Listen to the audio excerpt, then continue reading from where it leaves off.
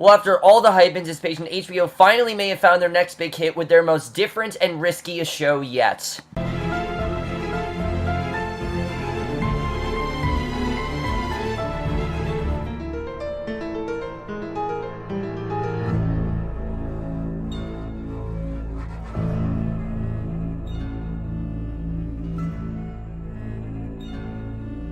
Hey guys, Cameron, there's my review of the series premiere of Westworld. Yes, finally the show has premiered. This is Season 1, Episode 1, the original, and you guys know how much I was looking forward to this premiere. I said in my fall preview, this was my most anticipated show in general, not just new show, but in general. I was so looking forward to this, and how could I not be? I mean, after all of the hype and everything we've heard about this show, I mean, between the controversy that's been getting and the amount of money HBO invested into this show and just the amount of effort they put into it. I mean, this really seemed like it was going to be their next big hit, and honestly, I think that's going to be the case. Westworld in general really, really impressed me. I love this first episode. I thought this was fantastic, and honestly, I really do think this is going to be HBO's next big hit, but I'm going to get into that in a little bit.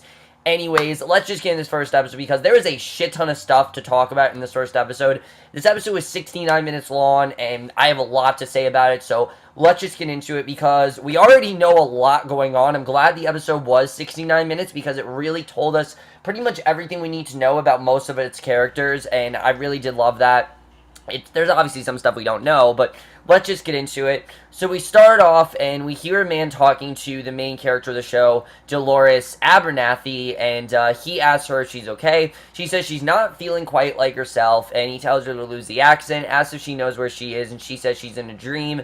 He says that she is, and we see in reality she's sitting in this, like, dark room, and she's sleeping with her eyes open, it seems like, and she's got, like, a cut in her face. We don't know why, but the man asks if she wants to be awakened from the dream. She says yes, she's terrified. He tells her there's nothing to be afraid of as long as she answers his questions correctly. He asks her if she's ever questioned the nature of her reality. We then see her asleep in a dream place called Westworld, and this is really when we get into what's going on. The man asks to tell them what she thinks of her world. She says that some people choose to see the ugliness in this world, the disarray. She chooses to see the beauty in all. And right away we can tell that Dolores is a character full of positivity. I mean, definitely we see that. And she wakes up, she goes outside, she says good morning to her father, Peter, asks if he slept well, and he says well enough. He asks if she's well enough to sit down some of this natural splendor. She says she thought she might. She says she sees the good to believe that there is an order to their days, a purpose. The man asks what she thinks of the guests, and she asks if he means the newcomers. We see a few men then on a train, and one of the passengers talking about the past times they've been to Westworld, and before we see one man, Teddy Flood, listening in and smiling at what he hears, and Dolores says she likes to remember what Peter taught her, that at one point or another, they were all new to this world, the newcomers. They're just looking for the same thing, a place to be free, to stake out their dreams, a place with unlimited possibilities, and basically, she appreciates them for that. And Teddy then gets off the train and gestures to a few of the townspeople. He walks around town, and we then see a crowd of men talking about a murderer named Hector Escaton, who is a wanted murderer. He gunned down a marshal, and he's holed up somewhere in the mountains. Teddy is asked if he's the kind of man that put his medal to it, and he says not today. He obviously does not want to be involved with that, and he then goes into a saloon and asks the bartender for a rye whiskey, and a prostitute in the bar comes up to him named Clementine Pennyfeather, who I'm not going to lie is extremely attractive. I mean, I don't blame Teddy for falling for her because she's very hot, and he says he's new. She caresses his cheek and says he's not much of a rind. He says he'd rather earn a woman's affection than pay for it, and we see that Teddy is very pure. Definitely we see that. And another prostitute, Maeve Millay, says that he's always paying for the difference is their costs are fixed and posted right there on the door, which is kind of an interesting way to look at it because, yeah, in many ways you are kind of paying for it. So he then sees Dolores and goes to follow her. The man asks Dolores if she ever feels inconsistencies in her world or repetitions, and she says all lives have routine, and hers is no different, but she still never ceases the wonder, the thought that any day the course of her life could change with one chance encounter. So Teddy goes to her, picks up a can, and says to not mind him. He's just trying to look chivalrous, and she says that he came back. He says he told her he would. He asked if he could see her home. So we clearly see these two do in fact know each other, and we don't know how, but she says that all depends on if he can keep up. He said he'd have to fetch his horse. She says that he better do that. The fact that she rides away on the horse, and he follows her. They stop near the plains, and they see Dolores' herd of cattle. He says it's beautiful. He says he never understands how she could keep them all headed in the same direction. She says she forgets that he dresses like a cowboy, but that's about the extent of it. And she points to one of them, says it's the Judas steer, rest will follow, whether, wherever they make him go. He asks how she picks him out. She says that she just knows these things, just as she knew that he'd be back, and he asks if she's saying that he's predictable. She says that there's a path for everyone, and his path leads him back to her. And she knows things will work out the way that they're meant to, and she says she still knows that her father won't be happy to see him. So they ride back to her home, and Dolores says that her father wouldn't let them run this close to dark. She hears a gunshot. He tells her to stay put, and a group of bandits have found her entire family. We see that they ask if the head bandit is on his father's chest, and asks if he has anything better than milk, and her father says to go ahead. Says he's in no rush to meet his judgment, but he's more the outcome. Hector then shoots him and just kills him right off the bat. I'm like, okay, they killed Peter in the first episode. That was pretty risky, and says that there's nothing but milk now. He goes to the other bandits, who says that it's a shame he killed the old woman before they could, and he says that she's still warm enough that he won't judge her for it.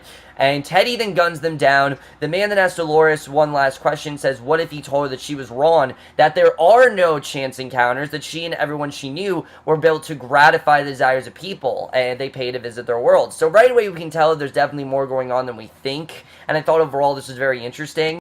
So Dolores then runs to her father. The man says that they're the people she calls the newcomers, and we meet this man who's known simply as the Man in Black. We don't know who he is, but he says that her father gave it up pretty quickly. He thinks he's losing touch. She points a gun on him and says he'll be following right behind her. He slaps her. He asks if that's any way to treat an old friend. He said he's been coming here for 30 years, and she still doesn't seem to remember him after all they've been through. He says that he's given her a little more pluck, and Teddy says to take his hands off her, and the Man in Black asks if he has any special tricks for them, asks if they taught him to sit up and beg, says he'll give him the first shot. After all, every dog has his day, and Teddy says he mouths one fast enough. Teddy goes for his gun, shoots him, but the Man in Black remains unharmed, and for some reason, he doesn't seem to be hurt when he hurts him. So the man asked Dolores what she would say if he told her she can't hurt the newcomers, and that they could do anything they want to them. So we get some really intriguing dialogue here. Again, we don't really know what's going on, and they did a really good job with getting us intrigued here, because the Man in Black says he never understood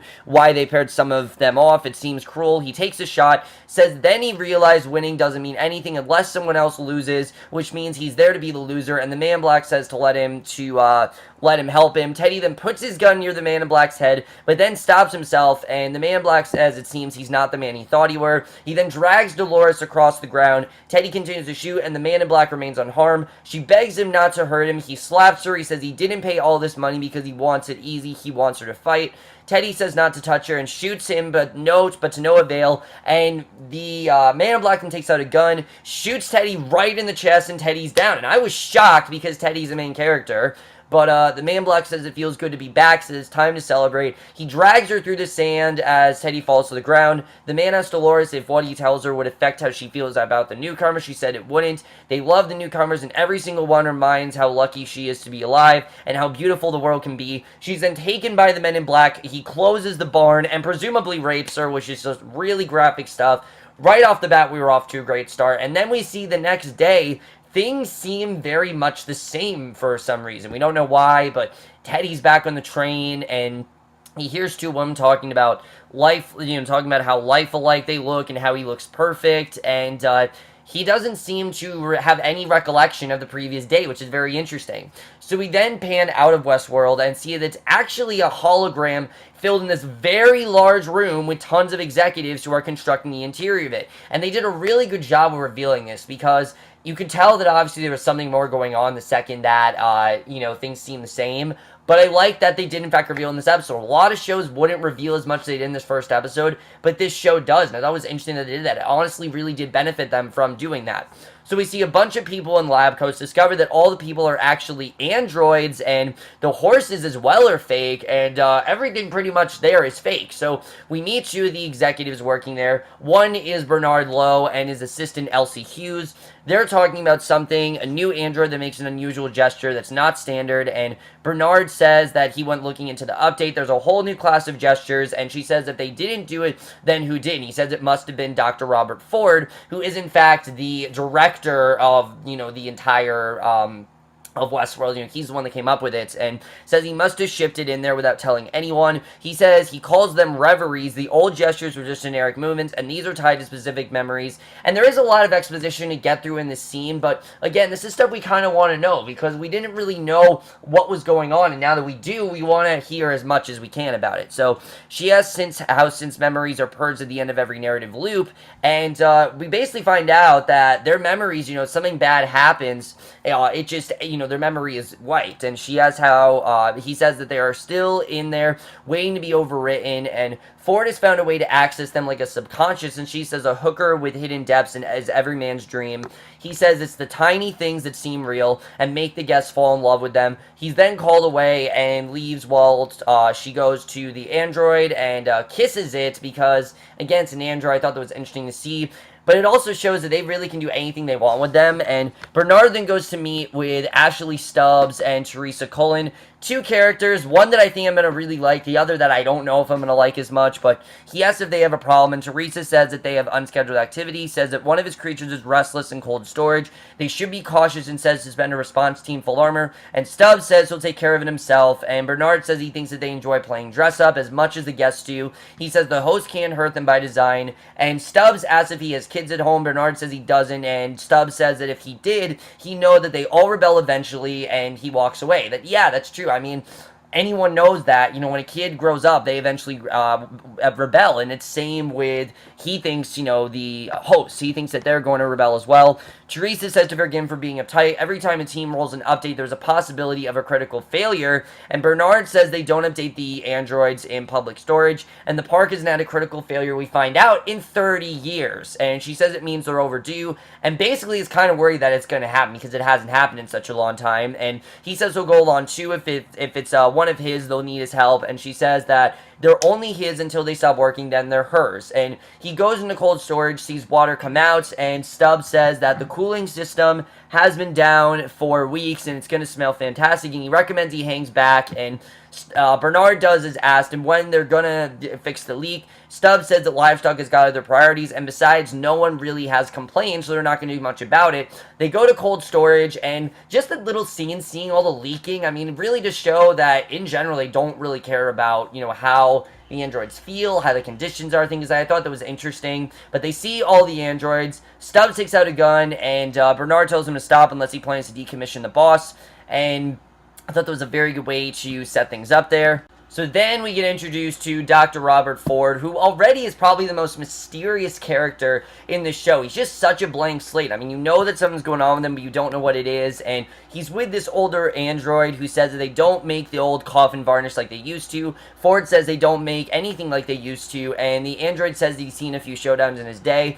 Ford says more than he knows, and the android says to drink to the lady with the white shoes. Ford says they should drink to a dreamless supper, and Bernard comes in. Ford says that old Bill was always a good listener and was the second host they ever built. Asked him if they were with them in those days, or was that before his time. And Bernard says that most of them were decommissioned before he was brought on.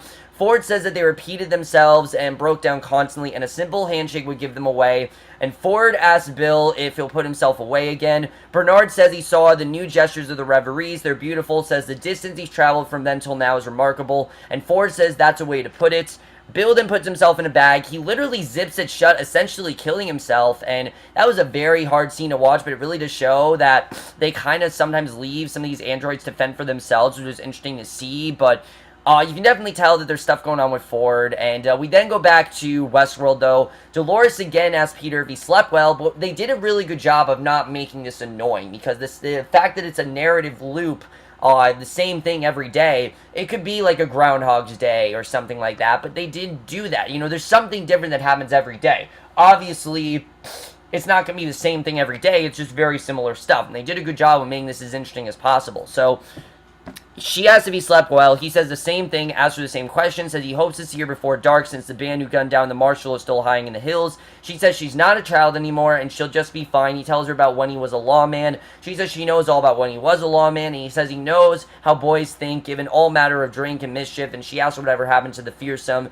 ne'er-do-well, and we don't know what she's talking about, but he says he vanished the day he became her father. He is what he is because of her, and he wouldn't have it any other way. Honestly, a very touching scene. She says that she knows and promises to be home before dark. The train then comes, the newcomers get off, and once again, Teddy is one of them. And I couldn't tell if Teddy's an android or if he's a newcomer. That's something that they haven't really told us. But again, I don't really need to know. It's only the first episode, so he hears the same story about Hector. He goes through the same cycle he did, and however, before he meets up with Dolores, this time a man named Clarence comes up to him, who knows him from the last time he was in Westworld, and asks him what the good word is. Teddy walks away, is about to go to Dolores, but before he can, the man in black takes his place and says it's not as sweet as her, says he has other plans tonight, tells her to have a pleasant evening. He then walks into a bar, plays poker with some men there, and two tourists are then with the sheriff to go find Hector. The man asks how much longer this is going to take since his wife doesn't want to be left in the dark. The sheriff says they know he's up in the hills somewhere. He'll put up a fight when they... And the sheriff then starts to malfunction, and I mean, like, he starts to stammer, like, he starts to say, when they, like, he can't stop saying it. The man asks him if he's okay. The woman says something is wrong with him, and she wants to head back to town, obviously because, you know, this is kind of freaking them out, and the sheriff is brought back to headquarters, where Bernard, Teresa, and Lee Sizemore, new character that we meet, who I really like, let me say, he could become my favorite of all the staff. They're trying to figure out how this happened. Bernard said they haven't finished the diagnostic yet, and clearly it's exhibiting some aberrant behavior, and Teresa said it's pretty fucking aberrant. The host gets sick, they get lost, but this is grotesque. I mean, he's got, like, blood on him. I mean, it's really bad stuff, and she asked if there's a problem, if this is a problem with the updates, and Bernard said it's possible, but not likely. Ellie asks if it's the unlikely version, how many hosts he has updated so far. And Bernard says maybe 10% of the population. Ellie says they pull all hosts out of the population until they can figure it out. And Lee says that is 200 hosts spread across a dozen active storylines. And Therese says the guests interrupt their precious storylines all the time when they want to shoot or fuck something, which she's not wrong about. I mean, if they are in control of the story, then they can't really stop that. But Bernard says it's when they want to sell... when they want to sell complete immersion or 100 complete narratives, a relentless fucking experience, and pulling one character, the overall story adjusts. But pulling 200 is a disaster, and they can't close down and issue gift certificates, obviously, so they really are at a disadvantage here. They don't know what to do. Bernard says it's beautiful, his brow when he's angry, but trying to control it. The fine muscles fall into a little arc, it's elegant, as she has to record it because he'd love to show it to his team, and she says that he may not.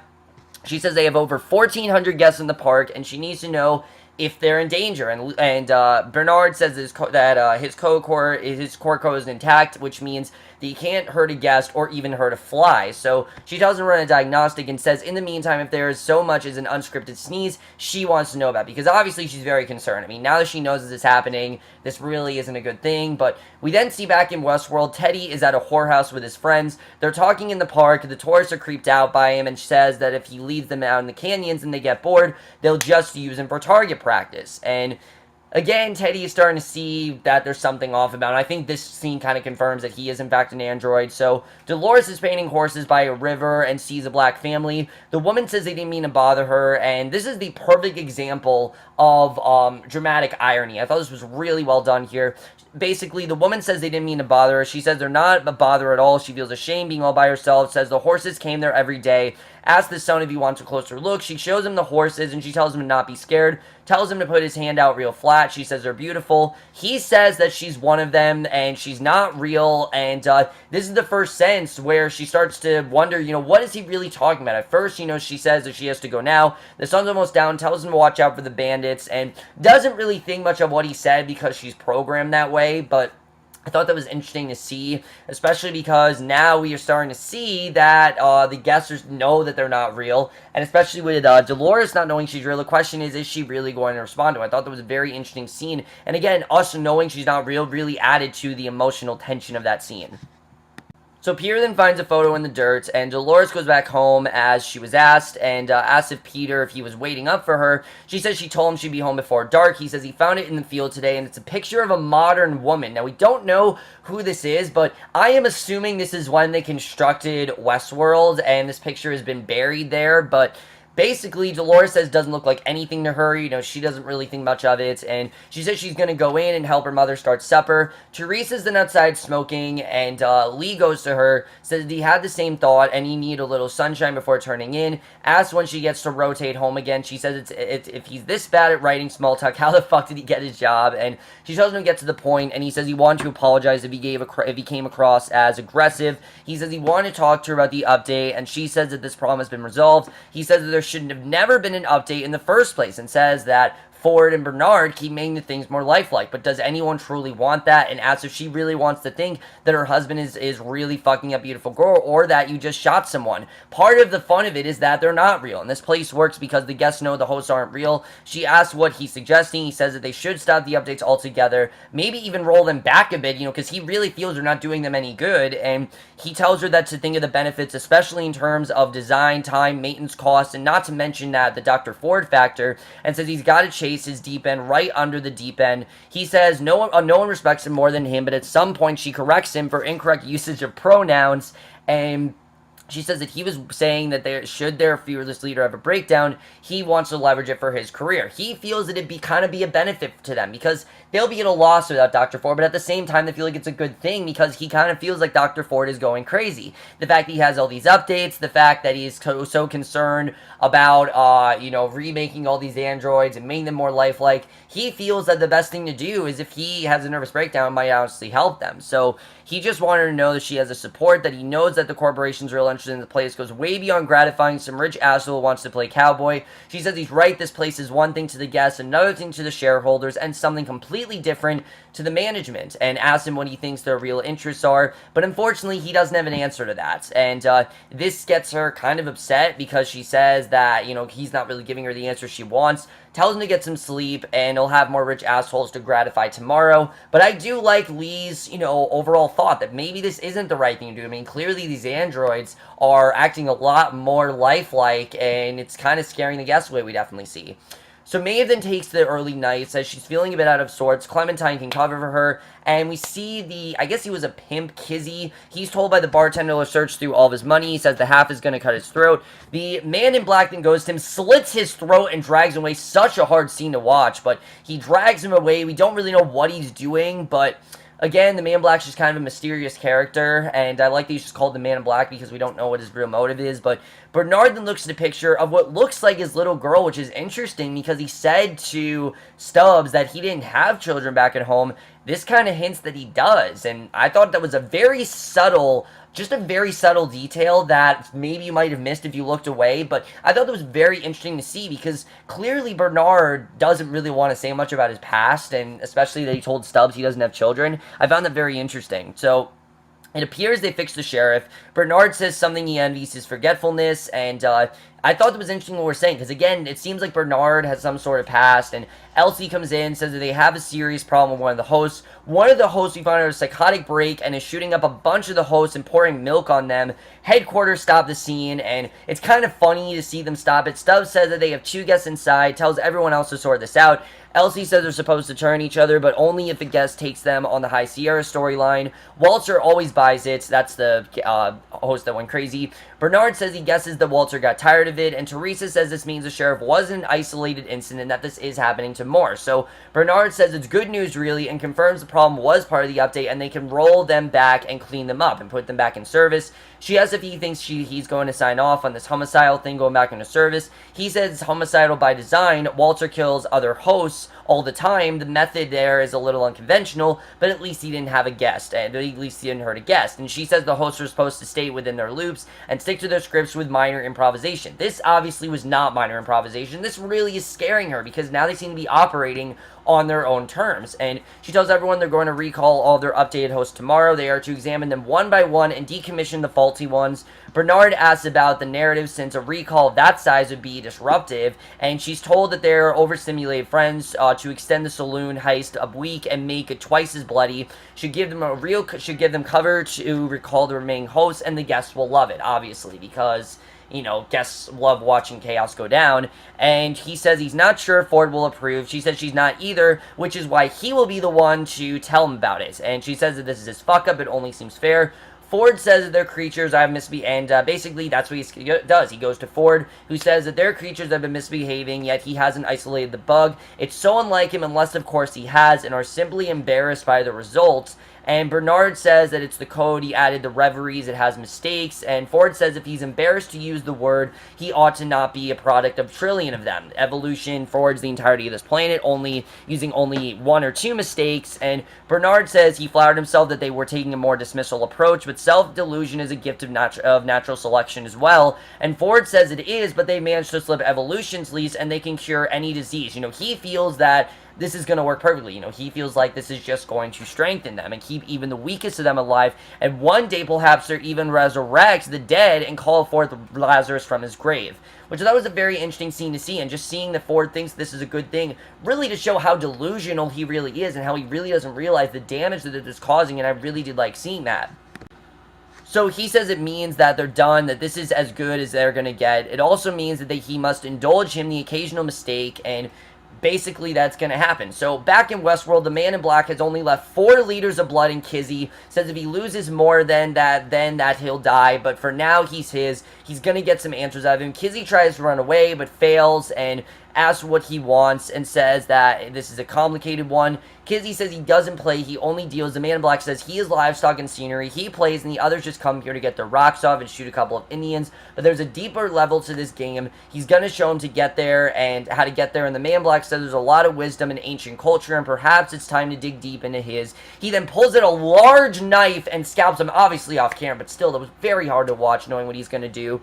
So Dolores then starts her day the same, but sees Peter looking at the photo, asks if he's been out on nights. He says that he has a question that they're not supposed to ask, and asks her if she knows the question. He starts to tremble, and Dolores thinks that he's sick. She says she'll take care of him. Obviously, we know he's not sick. We know he's kind of tripping up, and that obviously he's starting to realize what's going on. And he tells her that she should go and leave, and tells her that hell is empty. All the devils are there, and then she starts to tremble again. She tells him to stay right there and she'll find a doctor. She then rides into town to find one but can't find anyone, but does find Teddy and says he needs to come with her right away. But before she does, a group of riders come up to them. Lee is then with Stubbs, and Teresa says with considerable effort and lack of sleep, he managed to massage events to inspire Hector to get into town a week early. He's also punched up the speech he gives her after he robs a saloon. It says it's truly chilling. Teresa says that she can barely contain herself, and Hector and his men then start this huge shootout, which was so well done. Very much gave me an old western vibe. I love this. Maze says that all the banks and trains around there, but they decide to rob them. Hector asks why not. They're all there for their particular vices, so he's come to indulge his. Dolores and Teddy try to get back, but Teddy is shot in the knee, says he's just trying to look chivalrous, and Maze tells Hector he's a low-down son of a bitch. Hector says that he knows that they both believe the same thing, no matter how dirty the business, do it well. He then whistles to one of his horses. They try to get away with the safe, but one of the tourists shoots him in the neck, then kills his accomplice Armistice, so he's dead. The man then laughs in victory that they actually shot them through the neck and how real it looks. He asks his wife to get the photographer, and this was a great scene because this really does show how the guests look at these androids. They look at them as nothing but props. They look at them as, oh, it's all good fun, when in reality, you can tell that for the android, it really isn't fun for them. And he'll take a picture of this, and Lee watches this in distress. Teresa says that maybe he'll get to his speech next time, because the fact that the guests end up changing, I thought was very interesting to see. The fact that he wasn't able to get to his speech, I felt bad for him there. But Dolores is then crying over Teddy. Teddy says that at least she got to see her one more time. She says he's not going anywhere. There's a path for everyone, and hers is bound with him.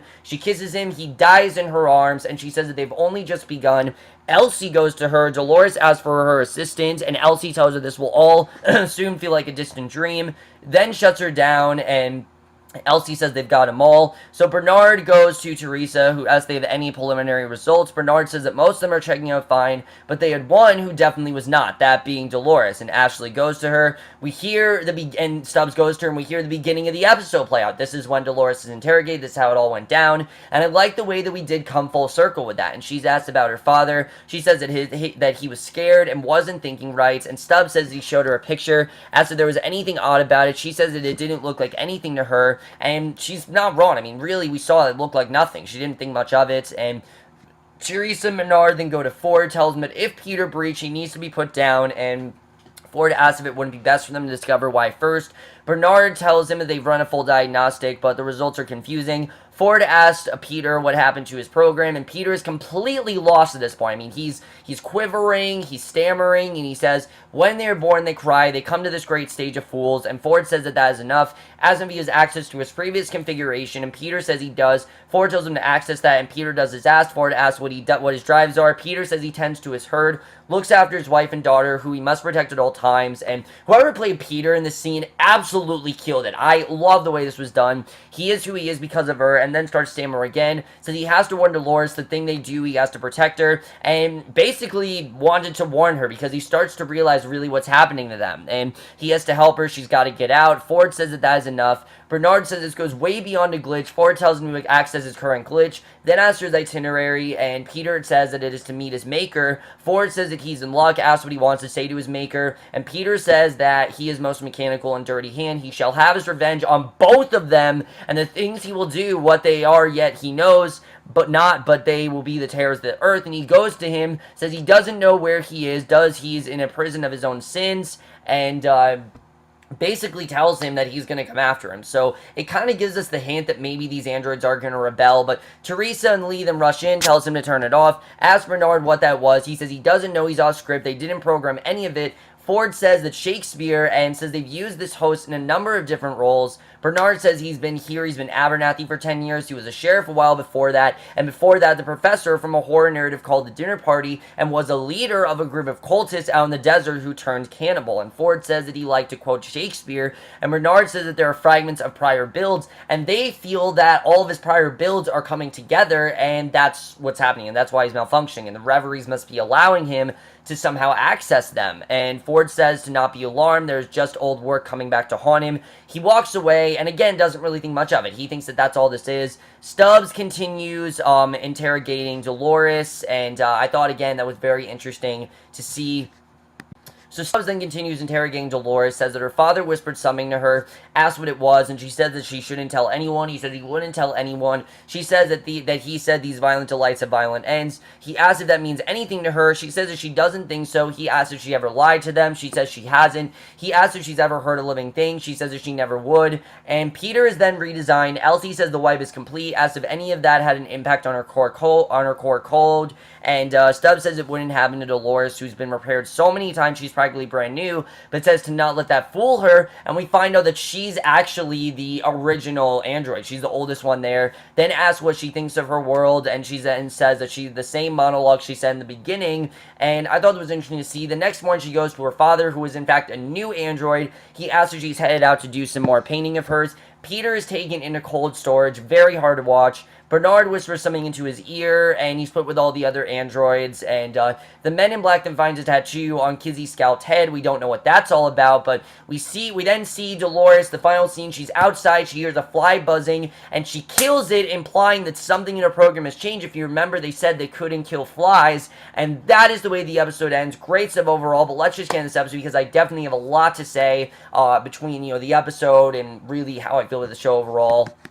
So overall, I already am hooked on this show. I absolutely loved this premiere. There's so many great things that are already revealed, and there's so many great things about it, but the first thing to talk about is its cast. The cast for this show is huge, and when I mean huge, I mean Game of Thrones huge. I mean, there are so many people in this cast, and virtually everyone across the board did a great job, but I need to talk about the standouts in this episode. By far, I think the standout of this entire show, in a show that has Anthony Hopkins and, Jeffrey Wright, the standout for me is Evan Rachel Wood as Dolores. I really do love this character because she really is the only pure android. She's someone that is kind of like a Disney princess in the way she carries herself. She's very innocent. She doesn't think much, of anything bad happening, and her memories is eventually wiped once something bad happens to her, which is very interesting to see. I really loved her character overall, and the fact that she's now realizing very quickly that what's happening to her is a lie. You can tell that she definitely has been malfunctioned, and definitely a lot of what she's learned from Peter, I'm sure she will in fact remember, but I thought that was very interesting overall. I really love meeting her character in this episode. Evan Rachel Wood, I've only seen her, I think, in a couple things before, but she absolutely killed in this episode. I really do love her character, and I can't wait to see where she's going to go in the coming weeks, because she already is so great in the show, and the fact that she is our main character, I'm very happy about, and I thought she overall was fantastic. I really love what she had to do here. Now, someone like Thandie Newton, the character of Maeve, she really didn't have a ton to do in this first episode. She was good at what we saw of her, but I think that she didn't have a ton to do. Most of the characters, though, did in fact have stuff to do. Jeffrey Wright's character, Bernard, I'm already very fascinated with this character. This is someone who, he is the creator, and he seems to be very confident in what he's doing, but he's also a little reluctant, and it also seems like he's hiding a lot, because, again, he told Stubbs straight out that he didn't have kids at home, but then we saw the picture of his daughter. So what's up with that? We don't really know, but I feel like Bernard is a very troubled past, and I'm sure we're going to learn more about that as the show goes on, but I'm already very fascinated by his character. I really love what Jeffrey Wright had to do here, and I really am looking forward to seeing where they go with him. James Marsden, I also thought was fantastic as the character of Teddy. Really do love this character. The fact that he does in fact know Dolores. I'm hoping we find out more about their past, because these two clearly do know each other already, and I'm looking forward to find out more about that. But the one character that I think, I also, like I said, I really did like Sidney Babbitt-Knudsen as Teresa. She clearly is very uptight, and she's very no-nonsense when it comes to unscripted chaos. She wants to do whatever she can for stopping that from happening, and she very much cares about what's going on. I really liked her character overall. And then Simon Quarterman as Lee, I really like the way that he thinks that this is, not supposed to be happening, that they need to stop the the updates and things like that. I think overall their dynamic is going to be very interesting. I really do like their characters overall. The one character I'm worried that's going to get annoying is Luke Hemsworth as Ashley Stubbs. Not that I don't like his acting, because I think overall he was fine this episode. I'm worried that his character is going to become very much a know-it-all, very much an asshole, and all he's going to do is be like, oh, I know what I'm doing and you don't. That's what he seems like he is to me right now. Now, he may not end up that way, but through a lot of this episode, I kind of felt like that's what I was getting from him. I was getting kind of a douchebag vibe, and I really hope I don't get that, because I want to like his character, but right now, at least, he is kind of annoying, when he's questioning Bernard, or just seem like he knows everything, and they don't. I'm hoping he's not the kind of character. I'm just worried he is going to get annoying. Hemsworth did a great job in the role, don't get me wrong. I think he was really perfectly cast, but I just don't really know if I'm going to like this character that much, and I could really see him getting annoying. He's not annoying yet, but I could really see that happening as the show goes on. Now, Rodrigo Santoro as Hector Escaton, I really do like this character. He is the fugitive, but he obviously is bent on survival. I'm looking forward to getting more into his character, as well as Ingrid Bolsey-Bertel as Armistice, his accomplice. I can't wait to see more of their dynamic overall. Angela, Sarah Fane as Clementine Pennyfeather. We don't know much about her, except that she, is a prostitute, and that she is a very popular attraction, and that overall she's very attractive. Shannon Woodard, though, as Elsie. We don't know a ton about her either. The two characters I'm most interested in, though, are, first of all, is Ed Harris as the Man in Black. We don't know who he is. We know, obviously, that he is a guest, because, in fact, that they can hurt the newcomers, and he is, in fact, one of the newcomers. So I'm looking forward to seeing more of what's going on with him. I think that definitely he has some sort of plan. We don't really know what it is yet, but I think he definitely has something planned out for, in terms of the androids. I don't know if he knows what's going on, if he's trying to get them to figure out what's going on. I think he overall is very interesting. But Anthony Hopkins in this show, I was a little bit worried, because I thought, okay, you have someone like Anthony Hopkins, are they going to give him what he deserves? And they absolutely did. He was in the show a lot more than I thought, and I really love his character, Dr. Robert Ford. Because, again, they don't know a lot about him. He's very mysterious, he's very savvy, and we don't really know what's going on with him overall. I mean, he seems to be very sure of what's going on, but he's kind of starting to lose hope, and there's definitely more going on with him than we think. The fact that even the executives don't know much about him, I think that's overall very interesting, and I'm really looking forward to getting more into his character. I think he's really interesting overall, and I can't wait to see more of what's going on here. Overall, the cast in general is so promising. I think everyone really was perfectly casted, and even though we have this huge cast, I think this is definitely probably the most promising cast I have seen all fall. I mean, not one of, this is the most promising cast. I think everyone really gave an amazing performance. Everyone really did leave an impression on me. Even someone like Thandie Newton, who didn't do a ton, I already know a ton about her character, and I really love seeing that with the episode overall. But what I really want to talk about on the show is the directing and the writing. I think the directing on the show is absolutely top-notch. I mean, there's so much different genres poured into the show. Though you really do get that Western feel at points, which is awesome. I think that's really something we haven't seen on TV in a while, so seeing that Western feel I thought was great. I really did love that. Kind of remind me of Penny Dreadful Season 3, you know, half of that was a Western, so I thought it was cool to see here, and the fact that most of the show is going to be like that, I really do like, but then the science fiction element, you really do get that as well, and I really do like that, but it's also kind of a character drama, and I really like seeing that it was a character drama. I thought that getting into these characters are very interesting, and the story in general, there's so much interesting stuff going on with these androids. The fact that the second that something bad happens, their memory is completely wiped. I thought that was very interesting. The fact that this update is getting them to be more lifelike and human. Just getting into the androids, we already know so much about them, and there's so much possibility for this show, and I really hope the show does explore and that this first episode wasn't just a fluke. I don't think it's going to be, but it kind of makes me worried that because we already know so much, I'm worried that the show isn't going to explore it as much as it should. But I really do think it will. I think the script overall is very interesting. I think where we're going with the show, I can't wait to see. And especially the fact that we can tell that the androids clearly are starting to act on their own and not by their own scripts. I think is very interesting. I can't wait to see where that's going to go. But also, they did a really good job with the executives. You know, the executives in general could be very annoying and very unlikable, but they are actually very likable. They have stuff to them. You understand why they poured their work into this, why they're doing what they're doing, and that they really do care about the guests overall. I think it was interesting to see. I really did like their characters just as much as I liked the androids. I mean, the androids obviously are the ones we care for, but I care very much about, you know, Bernard and Teresa, people like that as well. So I thought that they did a very good job with that. And also the, you know, like I said, the script in general I think is really great.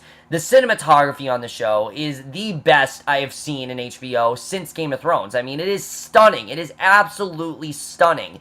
And you can tell they poured so much of their heart and soul into this. And they've literally poured so much money into this. If I'm not wrong, this is the most expensive show HBO has ever done. I mean, and it definitely does show. I mean, the sets are just so impractical. I mean, it looks like that is an actual theme park. You really do feel like these androids are in fact androids, and they did such a meticulous job with casting everyone and getting the sets and making it look so real to the point when we realize it's a theme park, we're generally shocked. Nothing about Westworld, when you look at it before you find out it's a theme park, looks like a theme park, and they did an incredible job with that. I absolutely love that, and I think just in general, it looks amazing. I mean, you definitely get that Western vibe, and then when you're in the, you know, production of it all, I thought that was very well done, and I can't wait to see the way that's going to go. This is essentially 2 shows in one, and I think they did a really great job with that. I really am loving where the show is going. I did kind of get an Unreal vibe, but the difference with Unreal and Westworld is that these aren't humans. They are, in fact, androids, and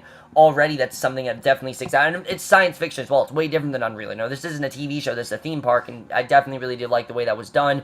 The score in the show is fantastic. I absolutely love the score. You guys saw the intro. I love the intro of the show. One of the best intros HBO's had, and the editing I thought was fantastic as well. This episode was 69 minutes long, flew by for me. I was into it the entire time. I thought everything introduced in this episode was so interesting. Honestly, guys, I think HBO really has a new hit on their hands. I think if they keep up the momentum here, this is going to be the next Game of Thrones. And yes, there's been things like The Leftovers and The Night Of, but they don't have the viewership that Game of Thrones is. As good as The Leftovers was, as much as I love The Leftovers, as much as it is my favorite show on TV, they don't have the viewership and the loyalty of viewers that, you know, Game of Thrones does. Game of Thrones just has such a large fan base, and it is the biggest show HBO's ever done, and obviously Game of Thrones is ending in 2 years, so this could be their next Game of Thrones. I could definitely see it happening. This show already is so compelling, there's so much poured into it, and I can't wait to see the way this is going to go.